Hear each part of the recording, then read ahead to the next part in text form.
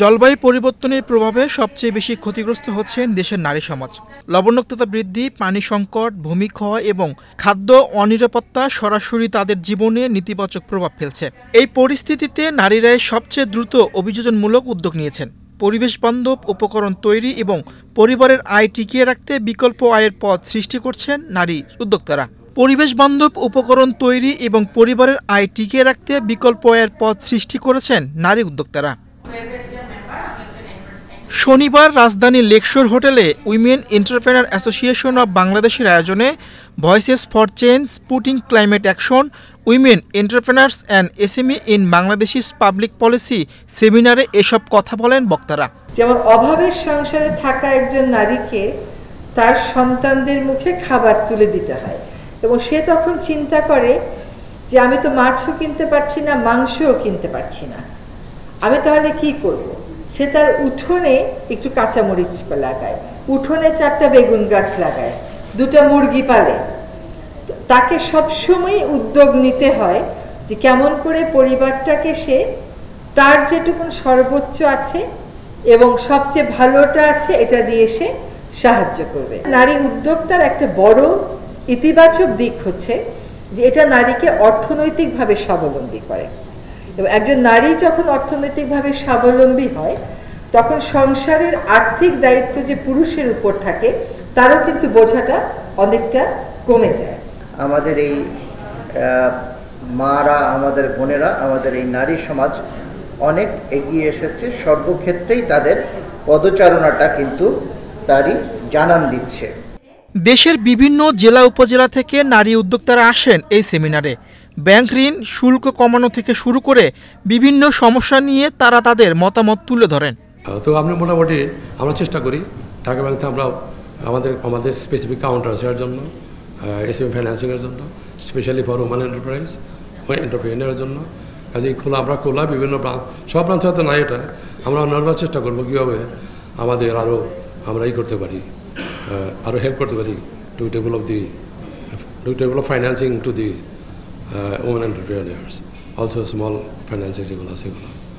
নারী উদ্যোক্তাদের ব্যাংক ঋণের বিষয়ে কথা বলেন ঢাকা ব্যাংকের চেয়ারম্যান। ঢাকা ব্যাংক নারী উদ্যোক্তাদের পাশে থাকবেন বলে জানান তিনি।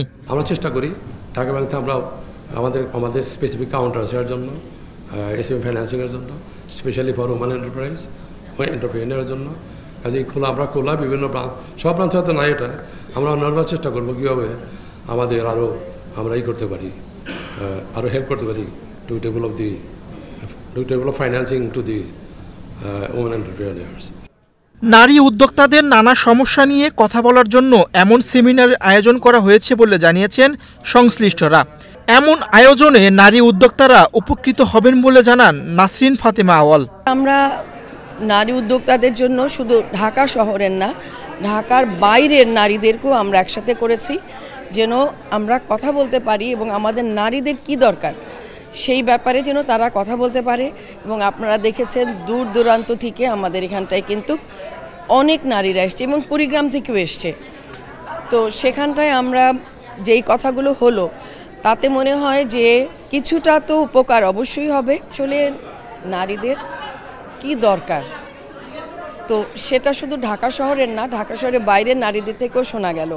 তো সেখানটায় আমার মনে হয় যে এটা নিয়ে ওনারাও চিন্তা করবেন যে যেগুলো প্রশ্ন এরা করেছে সেগুলির জন্য অ্যান্সার যে ওনারা ঠিকমতো পায় এবং সেই অ্যান্সারগুলো যেন নারী বান্ধব হয়, নারীরা যেন চলার পথে এই যে বাধাগুলো আসছে সেই বাধাগুলো যেন অতিক্রম করতে।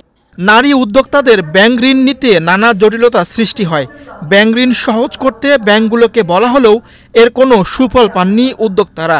তবে এই সেমিনারের মাধ্যমে জটিলতা নিরসনে সংশ্লিষ্টরা কার্যক্রম গ্রহণ করবেন।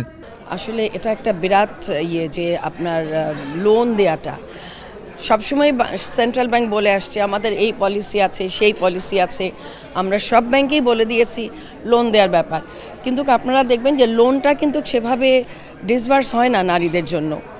তো আজকে যেহেতু ওনারা সবাই এসছেন এবং সবার কাছ থেকেই মনে হলো একটা পজিটিভ কথাই শোনা গেল। তো পজিটিভ কথা শুনলেই তো শুধু হবে না, আমরা আশা করছি women entrepreneur association of Bangladesh থেকে যে এই পজিটিভ কথাগুলো ওনারা কাজে লাগাবেন। নারী উদ্যোক্তা এবং ক্ষুদ্র মাঝারি ব্যবসা প্রতিষ্ঠানই বাংলাদেশের অর্থনৈতিক রূপান্তর, কর্মসংস্থান সৃষ্টি এবং স্থানীয় আঞ্চলিক উন্নয়নের প্রধান শক্তি, এমনটাই মনে করেন বক্তারা।